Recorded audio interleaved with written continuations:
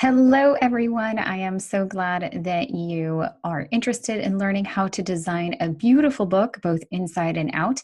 In this presentation, I am going to talk to you about the elements that make a book beautiful. Now, a lot of times we don't even know what makes a book beautiful. We just know it when we see it. And that is what we are going to go over today. So, what makes a book beautiful? Really beautiful books are ones that follow standards set by traditional publishing. And we need to understand what traditional publishers have perfected over time and basically just recreate those. It's not so hard. Go to your favorite book from a large publisher and take a look and see what are some of the things that you like about that book.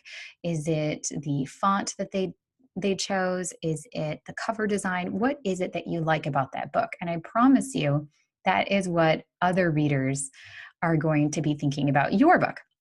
Now, rebel authors, you can break with some norms, but not others. There are some things that you can do, but you really shouldn't. And there are some things you can totally get away with in the name of creativity. So don't be afraid to go outside of the box, but just understand that what you're doing might not be normal. And if you do it deliberately and in high quality, then readers will kind of go along with it. A lot of readers don't know what makes a book beautiful until that element is missing, or it just seems a little off. There's just something that just seems a little off, and they don't know what that is, except when they're reading a self-published book and they're like, oh, well, that's kind of weird. The whole goal of self-publishing like a pro is that your self-published book is going to look and feel just as professionally published as something from a large publisher, a large publishing house that has experts who are dedicated to putting your book together. And everyone can do this. So what we're going to do is we're going to incorporate these essential elements into our book so that we provide our reader with a seamless reading experience. Oscar Wilde said, if one cannot enjoy reading a book over and over again, there's no use in reading it at all. We want your readers to read your book, to pass it on to the next person, to share it, to recommend it, to give it 5 stars. That is what we want to do. And in order to do that, it has to look and feel like a professionally published book.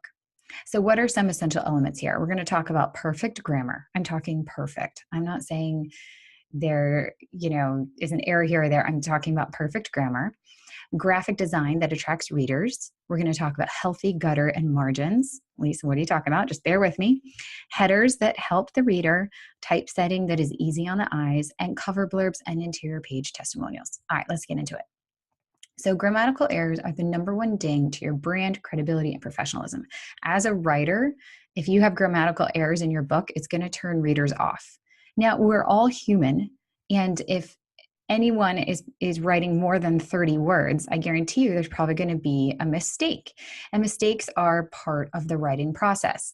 But readers notice mistakes and they judge you for them. So we need to make sure that we have a perfect looking book. Now, children's books cannot contain grammatical errors. Absolutely not. You cannot have an error. You especially cannot have an error in your title. No teacher is going to pick up a book with a grammatical error in the title, and no parent is going to want to read to their child if there are errors within the text. Now, how do you ensure that you have perfect grammar? Hire an editor or proofreader. They will not be cheap, but they are worth it because they're going to make sure that your final product is grammatically correct. And it's really up to you to review every single page of your printed proof carefully before finalization. Now, I know the end of the process is so exhausting and you're going to want to be like, fine, just hit publish, whatever, I'm done. But seriously, review every single page of your printed proof. And if there's an error, it's on you to go back and make those fixes. Again, this is your brand, this is your credibility, this is your name on the cover. So it's up to you to make sure that it goes smoothly. Now, let's talk about covers. I've seen some really ugly covers in my day. Now, cover design should be attractive from all sides. I should be able to look at the front, the side, and the back and be like, wow, this is a nice looking cover. And I also want you to think about your book cover from a thumbnail sized image. That is the size it's going to be on Amazon. Is a reader going to click on your book from the thumbnail sized image? I don't know. Think about it. And if you're creating a series, you're going to want to design covers that complement each other. I put down the a series below. It's authored by Jen Mann, and she has a bunch of other contributors, and they're all anthologies. And you can see there are some books that you can tell are instantly related, like the book one and book three. Book three is the sequel to book one. And you can kind of get a sense that, okay, all the text in books 1 through 4 are at the bottom. And she has this really cute sort of like by other parents, by tired mommies, by, all those things. And so her byline is almost at the bottom. It's a little higher on book 2 here than in 1, 3, 4, and 5. So you can kind of see that there are some tweaks and adjustments that could be made. But overall, you get the sense of, okay, these are all books that are related to one another, and you can recognize the brand. So if you're going to create more than one book in a series, start thinking branding right from the beginning so that you're not kind of boxed into a corner. Your cover design needs to be clear. It needs to be easy to read and appropriate for your audience. Now, keep in mind, this is my book cover. Using white cover graphics will disappear on the white websites. Look at that. Look at how the thumbnail image just totally disappears on the left-hand side. Now, I kind of solved it by creating a 3D graphic where I just slapped that onto a 3D graphic to give it some dimension. But it never occurred to me that the white background would totally melt into all white websites or white PowerPoint presentations, things like this. So this is something you want to think about when you're looking at your cover design. Fortunately, I have the blue sort of seafoamy green element at the bottom, so it defines it there. But the top 2/3 of my book is kind of missing. So that is something you just want to think about and have a discussion with your graphic designer. Which comes to my next point. Unless you're a graphic designer, do not attempt to design your own book cover. Please do not. Please don't. You don't know graphic design. There are professionals who have studied graphic design. They know what catches people's eyes. They have the ability and the expertise and experience to put the letters in the right spot, and they have these ideas that you couldn't possibly know because you're not a graphic designer. So please hire one. Unless you are a graphic designer, you need to add space in your budget to hire a graphic designer, because everyone judges a book by its cover. And a bad cover means you're not going to have sales, and we don't want that. So in your spare time, Google bad cover designs for examples of what not to do. And when you finally get down to 2 or 3 covers, you can ask your fans what cover design they prefer. Why not? All right, so let's talk about the inside of your book. We're going to talk about healthy gutter and margins. What is a gutter? A gutter is the white space at the binding of your book. So when you open up your book and you read the text, the gutter is the white space in the middle where the 2 pages meet.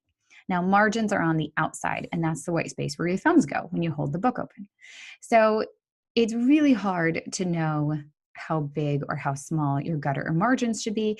And there are recommendations by CreateSpace and other people on the internet who recommend at least 0.75, at least 0.5, but you really need to play around with it and get a feel for it yourself to see what works, because it depends on how many pages of text you have.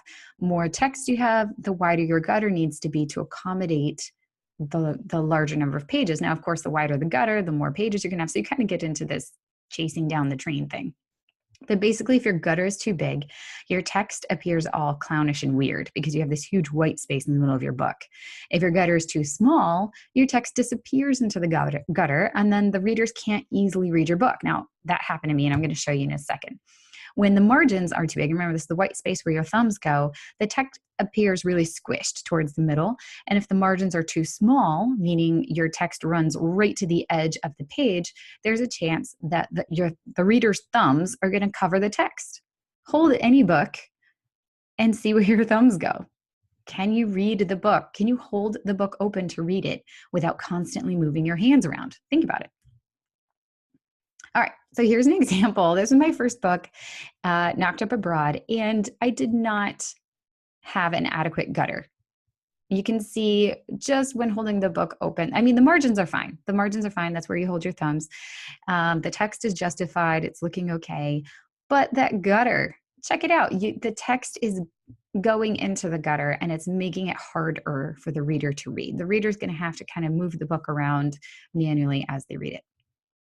So the second book, I got a little bit better, and that's a much better gutter. I feel good about that gutter, and the margins are good for your thumbs as well. And it's a pretty thick book, so you need a wider gutter and margin. All right, it's not easy. It takes a lot of tweaking to figure out what works. All right, now another essential element are headers or footers that contain the information to help your reader navigate your physical book. And this is where your page number is located. You can have information in the header and the footer. It totally depends on what you want to do. One option that is pretty standard is that on even numbered pages, you have the author's name. And on odd numbered pages, you have the title of your book.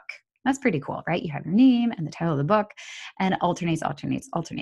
Another way to do it, if this is what I did, was I had the title of the book and then the title of the chapter. So I had, because both of my books were anthologies, I wanted to feature each chapter title in a different way. And so I just put the title of the chapter. I thought that was a nice way to tell the reader, oh, you're currently in Japan, or you're currently wherever the chapter was set. So I thought that was kind of fun. So you can do it either way, but this is sort of industry standard. All right, let's talk about typesetting. It's easy on the eyes. Look, our eyes need white space. They need a break. If your book is just constantly attacking your reader with text, this unending wall of text, they're going to get eye fatigue and they're going to put your book down and just be like, oh. Again, it's one of those things that readers don't realize they even want until it's not there. They need white space. Now, what is typesetting? Typesetting is how your text appears in the book. You can call it interior formatting, you can call it typesetting, whatever. There are people who do this professionally. They love playing with typesetting. We're going to talk about widows, orphans, and kerning, and leading, and tagging. We're going to talk about everything. So widows and orphans. A widow is usually one word or a short phrase at the end of a paragraph or column. And it's considered poor typography because it just leaves too much white space between paragraphs or at the bottom of a page, and it looks weird. Okay, I'll show you on the next page. An orphan is at the end of the sentence that is at the top of a new page. So you're reading a book, la, la, la, and all of a sudden your eye goes up to the next page and there's just one word there. And it looks wrong. You don't understand until you're a reader and you're like, what is that? Okay, that's weird. So don't leave your words on their own at the top of a page, okay? That's an orphan, poor little orphan. So a widow is kind of like this. Here's an example. There's some random text at the end of a paragraph, and then a new paragraph begins. And you have a huge line of white space above that new paragraph. Now, I know I just talked about how our eyes need white space, but this one word by itself is not commonly done in traditional publishing. So if you want to be publishing your book like a traditional publisher, you need to take care of widows and orphans. I would also suggest you purchase a manual of style, study it, and follow it. I follow the Chicago Manual of Style. It's a huge book, and it sits next to my desk, and I refer to it often whenever I have a question. Okay, so kerning is the space between each letter in a word, and you can adjust kerning in Word. There's actually a setting for that. Leading is the space between lines of text. In Word, it's called line height. Again, it's pretty easy. It's a space between your line of text, and that's how you can adjust how your typesetting looks and feels. And then rag is called an uneven sided text that looks messy. So when you do right justification or left justification, there's this natural rag that happens because it doesn't automatically set your text to be centered in the line. So how can we solve this? To adjust for rag, you're going to justify your text. However, when you justify your text and you have a short word that gets stretched really far and it looks ridiculous, and you're like, that looks ridiculous. All of a sudden, your word is stretched to adjust for the justification. What you need to do to fix that is you need to go back through. If you see a word that is all sorts of stretched out, go to the line above it and hyphenate one of those words, and it will instantly fix it. It's like magic. So you can only hyphenate words that are at the end of a sentence. And you can also adjust the kerning to fix those wonky spaces. But I would start with hyphenating before you start messing up with the kerning. Okay, you can also add a drop cap. I really love drop caps. This is a screenshot from my book, and I think it's just a nice decorative element that is capitalizing the first letter of a chapter or section. And I think it looks nice, and it just gives it a little extra flair that traditional published books generally have. And these are little things that are often overlooked by self-publishers that you can do yourself. Now, don't drive yourself absolutely crazy with widows and orphans. Do the best you can and hire a professional if you need to. All right, so cover blurbs. So what you're going to do towards the end of the process, when you're almost done, is you're going to send your manuscript to 10 big name authors in your book's genre and request a cover blurb. I know this is going to sound really crazy, but this is really important because some of them will do it. And you're going to surprise yourself that these big name authors in your book genre are singing the praises of your book. And give them a deadline, give them at least a month to get back to you. But please do not follow up. And I know this goes contrary to everything you've probably been told about following up with people who haven't responded to you. But if they haven't followed up, it means they either aren't interested or they can't give you a positive blurb. If they do, if they are interested and can provide you with a positive blurb, they will do so within your deadline. Now, a blurb is one sentence that's singing the praises of the content of your book, and you're going to feature the best blurbs on your front or back cover, and then the remaining blurbs that you get can go on the interior page. So the absolute first page, when someone flips open the cover of your book, they'll see a lot of positive testimonials about the content on the first page of your book. So here's what it looks like. I've actually provided a blurb for A.K. Turner, which was a fantastic honor. I was super shocked when she asked me, and she put my blurb right at the top on her front cover.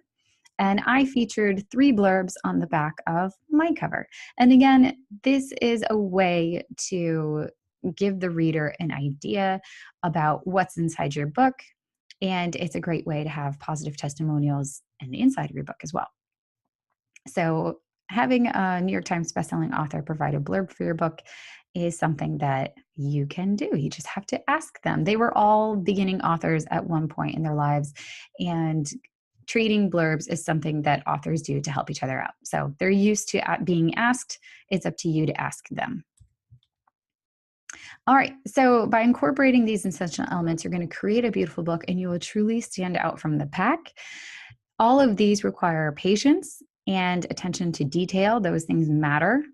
Those are key elements that you have to have. And if you think like a reader, you will develop a loyal readership because you will have created a book that is beautiful to read and a joy for the reader to read and pass on and recommend. So that is it. If you want to learn more on how to self-publish like a pro, be sure to head over to lisafurlan.com where I have resources and blogs and other helpful things to help you out.